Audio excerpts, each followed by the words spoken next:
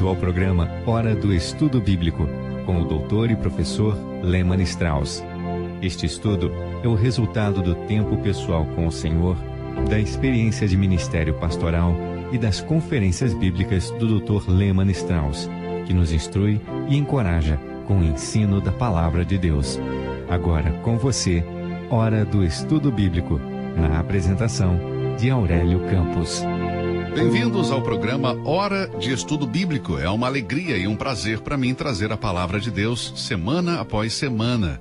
Estamos felizes em ministrar a Palavra de Deus para as pessoas em todos os lugares, independentemente de sua filiação denominacional, tradição ou seu passado. Se você ama o Senhor Jesus Cristo e é um filho de Deus, então você é meu irmão ou irmã em Cristo. Se você nunca foi salvo, então, amigo, você precisa aceitar a Cristo Jesus como seu Salvador pessoal hoje. É assim que viemos até você a cada semana com o mesmo Espírito. Hoje teremos o nosso segundo estudo nesta série sobre os 10 mandamentos. Mas antes de começarmos, vamos orar. Pai querido, em nome do Senhor Jesus Cristo e do Espírito Santo, viemos a Ti para agradecer por Jesus que nos lavou dos nossos pecados com o seu precioso sangue. Te agradecemos por Tua Santa Palavra, a Bíblia, pelo privilégio de poder ler, estudar e ensiná-la. Senhor, queremos Te pedir por aqueles que estão enfermos, derrama Tua graça e misericórdia sobre eles, supra as suas necessidades, que eles possam desfrutar das bênçãos do Evangelho do Senhor Jesus Cristo. Amado Deus, ministra a todos que estão escutando este programa, que eles possam ser edificados através desta mensagem. Oramos em nome do Senhor Jesus. Amém. No programa anterior, tentamos expor a relação das Escrituras e da lei com os filhos de Deus na presente dispensação. Vimos que a lei foi dada especificamente para Israel.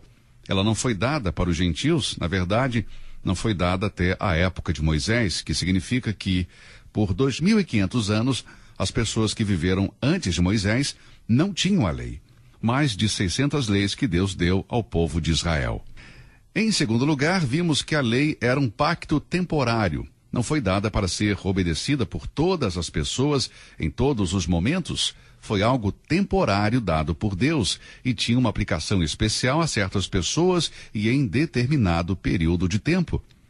Em terceiro lugar, vimos que a lei não poderia ser guardada pelo homem, que somente o Senhor Jesus obedeceu todos os mandamentos de Deus. Nenhum homem, além de Cristo, é capaz de guardar a lei de Deus. Agora chegamos a um ponto muito importante. A lei não tem poder para salvar. Paulo disse algo sobre isso em Romanos 8:3, que é de vital importância. Vamos ler. Porquanto que era impossível a lei, visto como estava enferma pela carne, Deus, enviando o seu Filho em semelhança da carne do pecado, pelo pecado condenou o pecado na carne. Sublinhe aí em sua Bíblia a frase, o que era impossível à lei. Como podemos ver, Deus nunca teve como propósito que a lei convertesse o homem injusto em uma pessoa justa, que a lei salvasse uma pessoa. Isso era algo que a lei não podia fazer.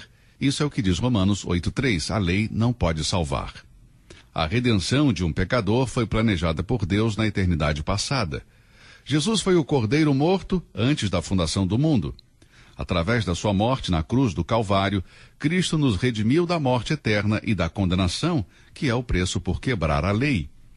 Gálatas 3:13 diz: Cristo nos resgatou da maldição da lei, fazendo-se maldição por nós, porque está escrito, maldito todo aquele que for pendurado no madeiro. Embora a lei tenha sido dada para revelar a justiça, nunca foi destinada para criar justiça. Ela não poderia fazer isso. Romanos 10:4 diz, porque o fim da lei é Cristo para a justiça de todo aquele que crê. A lei é santa, é justa e boa, mas é o símbolo da escravidão. Quando eu era criança, participei da escola dominical, onde memorizamos os 10 mandamentos.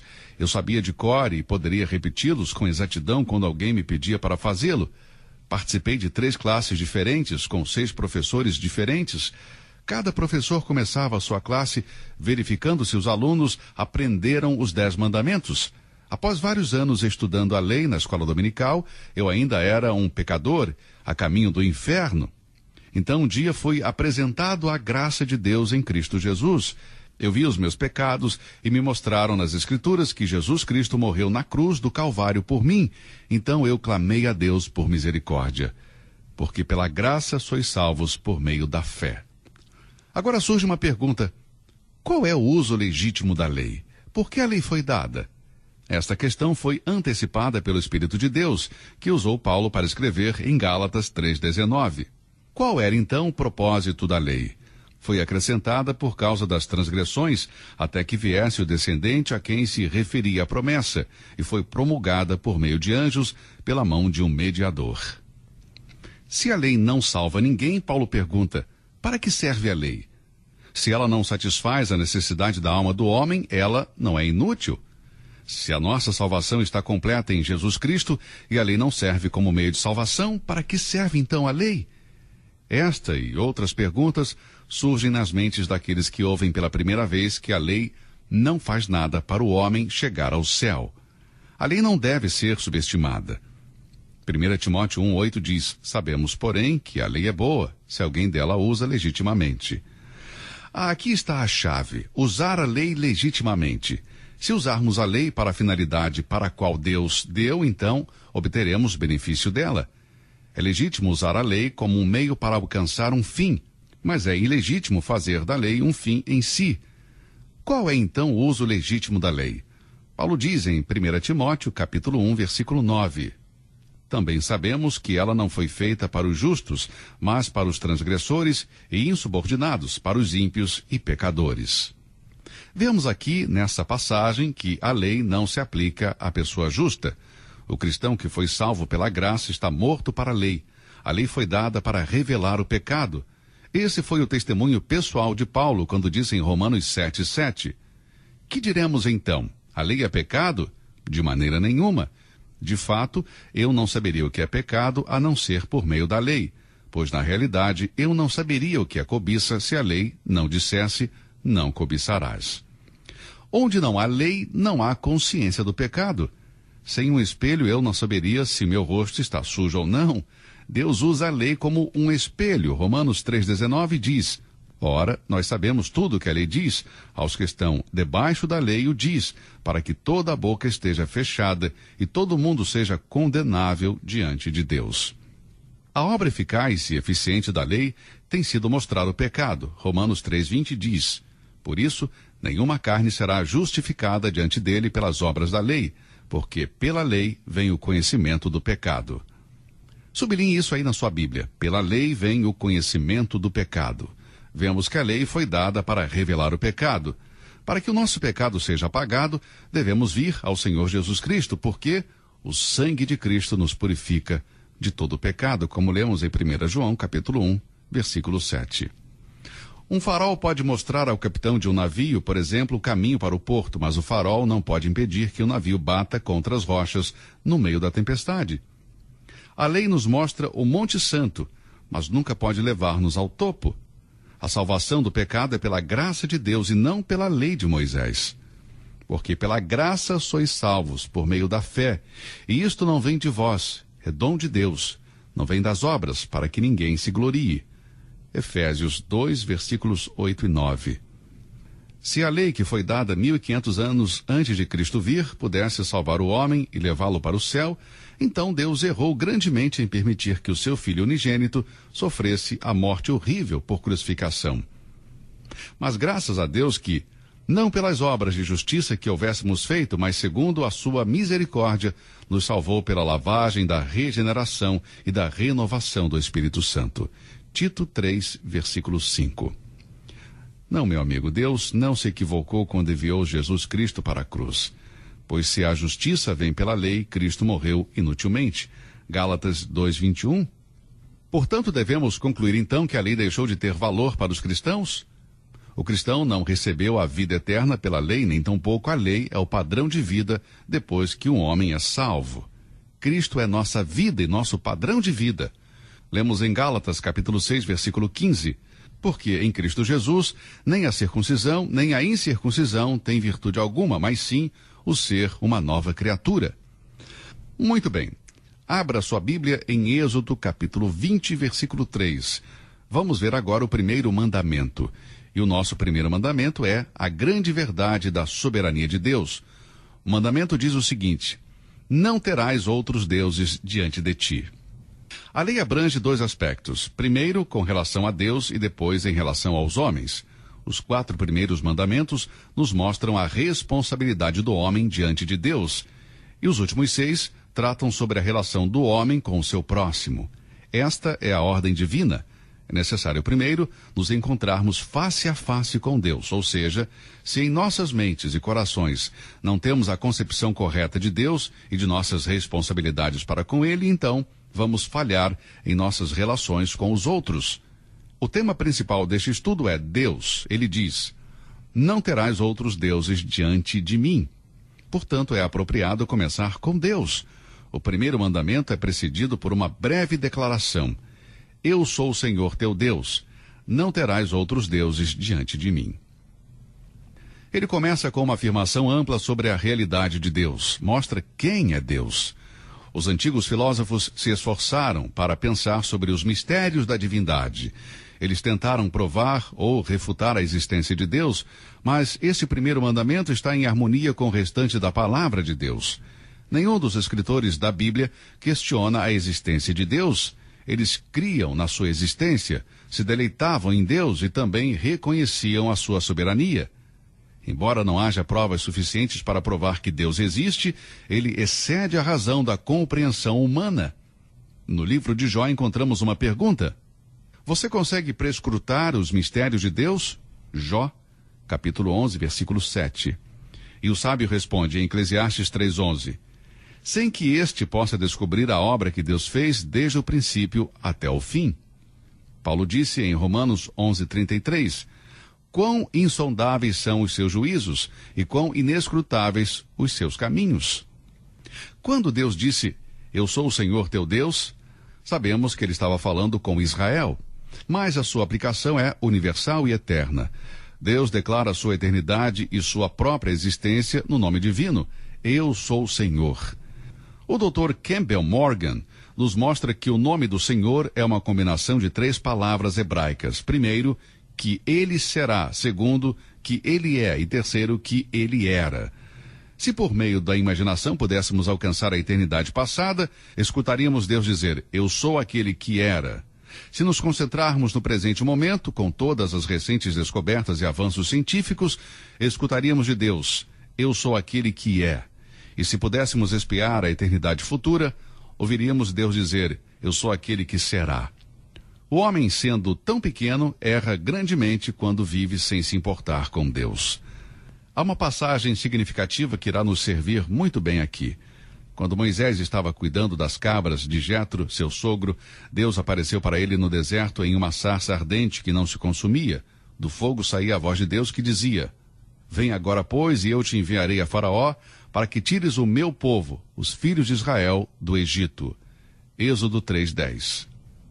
Sentindo-se inútil para tal obra, Moisés apresentou 4 desculpas dizendo por que ele não era o homem certo para realizá-la. Finalmente Deus deu para Moisés a autoridade com a qual ele falaria ao povo. Vamos ler Êxodo 3, versículo 14. Assim dirás aos filhos de Israel, eu sou, me enviou a vós. Aqui temos Deus revelando-se pela primeira vez como aquele que existe em si mesmo, o Deus eterno. E essa afirmação baseia-se na autoridade do próprio Deus. Ele é antes de todas as coisas e todas as coisas subsistem por ele. Deus é soberano e sobre o fato de sua supremacia, sua autoridade sobre todas as coisas, ele dá instruções para as suas criaturas. As primeiras palavras na Bíblia são, no princípio Deus. Estas palavras colocam o Todo-Poderoso em atitude de primazia e poder. Devemos começar com Deus porque ele é soberano sobre tudo. Quando Deus enviou fogo e enxofre sobre Sodoma e Gomorra, e quando ele abriu o Mar Vermelho, mostrou que ele é soberano sobre a natureza. Expulsando Satanás do céu e os demônios que possuíam os homens, Deus mostrou soberania sobre as forças espirituais. Ele criou o homem do pó da terra, pronunciou uma sentença de morte sobre ele quando Adão pecou, matou Nadab, Abiú e muitos outros. Assim Deus mostra sua soberania sobre o corpo dos homens. Só Deus pode perdoar os pecados e reconciliar o homem com Deus. Isso mostra que Ele é soberano sobre as almas dos homens. Meu amigo, precisamos de um Deus assim. Eu não sei sobre você, mas eu preciso de um Deus assim, exatamente como Ele é. Eu não posso entender como um homem pode viver como se Deus não existisse. Algum tempo atrás, um grupo de moças que estava deixando a fábrica em uma noite de sexta-feira, depois de um dia inteiro de trabalho, viu que estava chovendo muito. E muitas do grupo começaram a praguejar e insultar o tempo. Isto, meu amigo, é ateísmo prático e é típico da condição humana na atualidade. Nós não percebemos que os tempos e as estações são preservadas com o poder de Deus. Os cientistas nos dizem que existem leis da natureza, mas nós cristãos sabemos que por trás de toda a natureza está Deus. Como deveríamos ser gratos porque Deus faz chover sobre o justo e o injusto? Muitas vezes, ocupados com os nossos próprios interesses, não damos a Deus o lugar devido. Vamos ver agora este mandamento, o primeiro. Não terás outros deuses diante de mim. Porque Deus é o que Ele diz ser, então Ele deve ser o único objeto de adoração. Porque Deus criou o homem e o sustenta. Ele pode fazer tal reivindicação à sua criatura. Esse primeiro mandamento não permite qualquer compromisso com outros deuses. Israel não deveria adorar outro Deus como um substituto para o Senhor, nenhum outro Deus além do Senhor. Quando estudamos as religiões não cristãs do mundo, podemos ver que no coração de todo homem há um Deus que ele adora. Sem dúvida, o Deus que está no centro de muitas vidas é um falso Deus, não o Deus da Bíblia. Todo homem adora algo ou alguém. Alguém disse que quando o homem destrona Deus, venera e adora a si mesmo. Martinho Lutero disse, aquilo sobre o que você coloca seu coração e entrega a sua confiança, este é o seu Deus. Vimos que Deus ordena ser o único, eterno e perfeito Deus. E sobre a veracidade desta afirmação, Deus ordena, não terás outros deuses diante de mim. Este primeiro mandamento é uma ordem contra a idolatria. Como todo homem tem a necessidade de ter um Deus e não tem o verdadeiro Deus, então inventa um Deus que se adapte a si mesmo.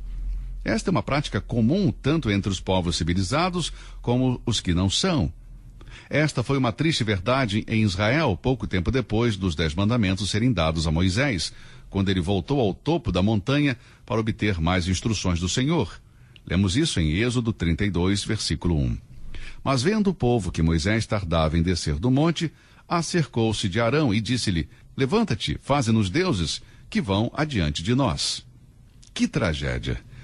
Eles disseram, faze-nos deuses. Nós vemos que eles se cansaram de esperar por Deus, a quem não podia ver com seus próprios olhos, e criaram então falsos deuses que podiam ver.